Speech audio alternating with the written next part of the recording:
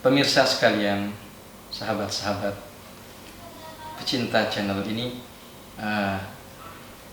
kita lanjutkan pelajaran kita tentang bagaimana sikap Nabi Muhammad SAW terhadap si kecil, guna untuk menumbuhkan mereka menjadi manusia sejati yang beriman kepada Allah Subhanahu wa Ta'ala, yang berguna untuk nusa, bangsa, dan agamanya.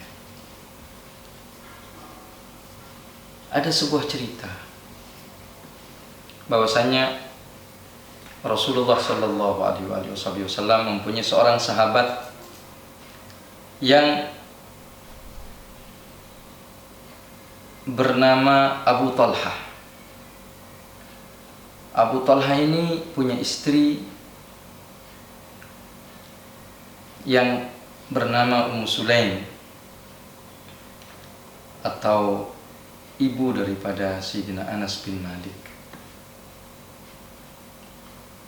Suatu saat ketika Abu Talha dikaruniai oleh Allah Subhanahu wa Ta'ala seorang anak, beliau begitu riang gembira, begitu bahagia, begitu senang atas anugerah yang Allah berikan berupa anak itu.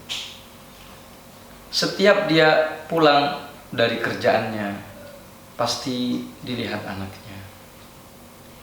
Hingga suatu saat anaknya sakit, dan Abu Talha seperti biasa, beliau pergi untuk beraktivitas kerja di luar rumah.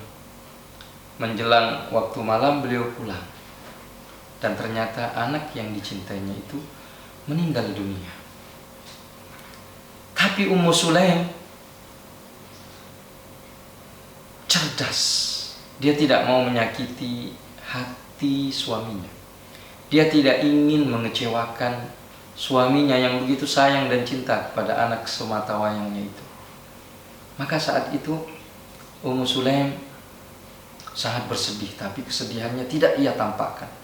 Ketika Abu Talha pulang, dia menyambutnya seperti tidak terjadi apa-apa dalam rumahnya. Ketika Abu Talha bertanya, "Mana anak saya?" "Lagi istirahat, biarkan dia tidur nyenyak."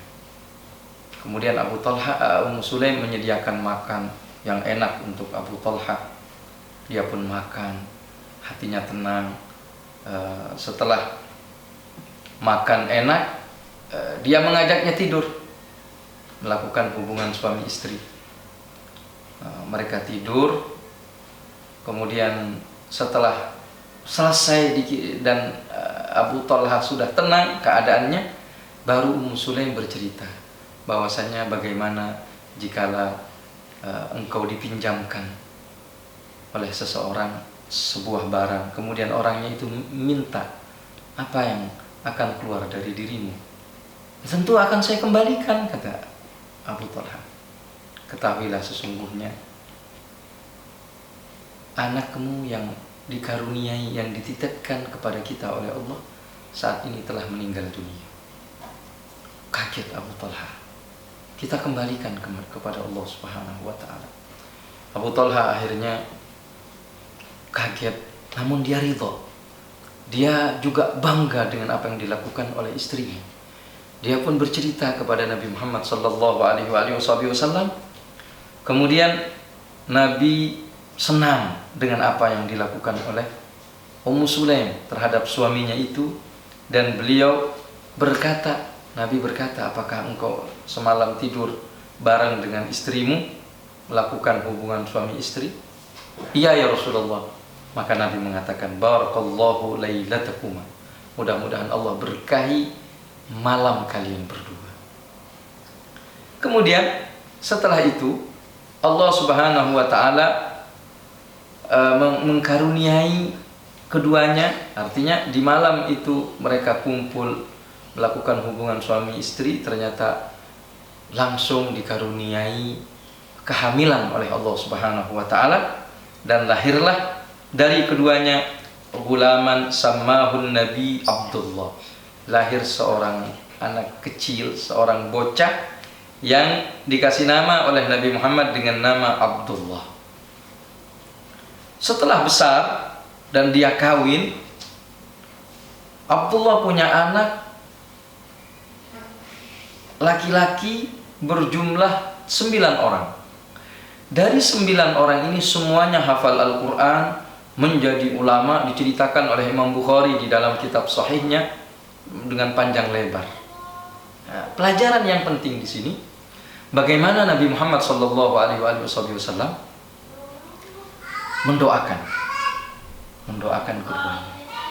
Pentingnya doa sebagaimana lanjutan dari pelajaran kita yang lalu.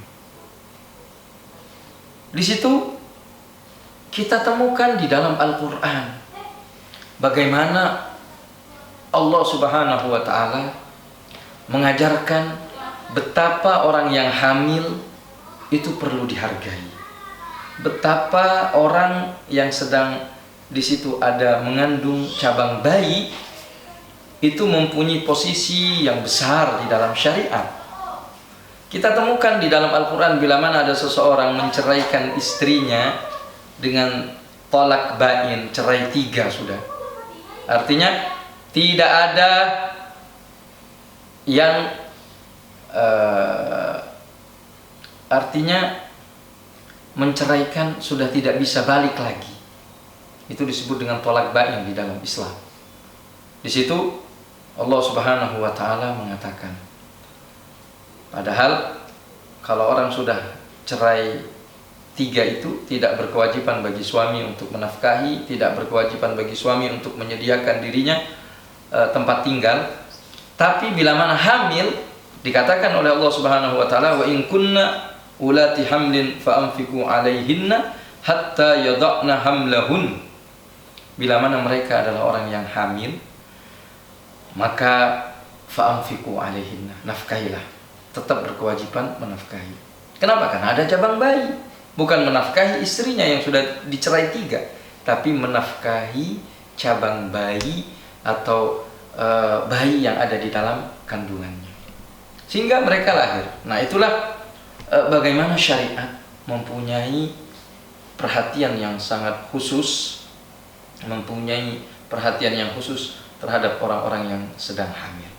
Dari situ Nabi Muhammad sallallahu alaihi wasallam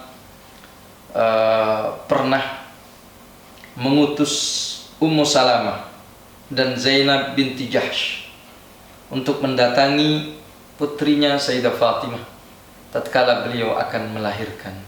Didatangi oleh Nabi Muhammad, diutus keduanya oleh Rasulullah untuk membaca ayat kursi dan untuk membaca ayat Inna rabbakumullahu alladhi khalaqas samawati wal arda fi 6 ayyamin thumma istawa 'alal arsy yughshil laila an-nahara yatlubuhu hathitha wasyamsa wal qamara wan nujumu musakhkharatin bi amrihi ala lahul khalqu wal amru tabarakallahu rabbul alamin.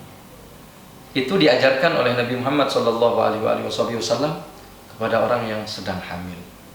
Di samping di saat seseorang sedang hamil itu adalah saat-saat yang sangat menegangkan, apalagi ketika akan melahirkan. Di antara doa yang diajarkan oleh Nabi ketika akan melahirkan seperti yang diriwayatkan di dalam oleh Imam Bukhari misalnya di dalam Al-Adabul Mufrad, Nabi Muhammad mengajarkan Allahumma rahmatuka arju fala takilni ila nafsi tarfata ain wa aslih li sya'ni kullah la ilaha illa anta. Itu ajaran doa yang diajarkan oleh Nabi Muhammad sallallahu alaihi wasallam dan seterusnya.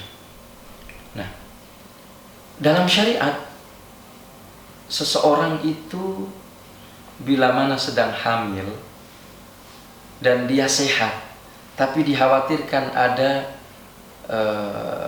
masalah di dalam kandungannya, maka di situ dirukhsah oleh Nabi Muhammad, diberi kemurahan oleh Nabi Muhammad untuk tidak berpuasa. Demi apa? Demi cabang bayi yang akan lahir. Dalam pelajaran yang lampau bagaimana sebuah tindakan rajam harus diakhirkan disebabkan demi seorang bayi yang ada di dalam kandungan.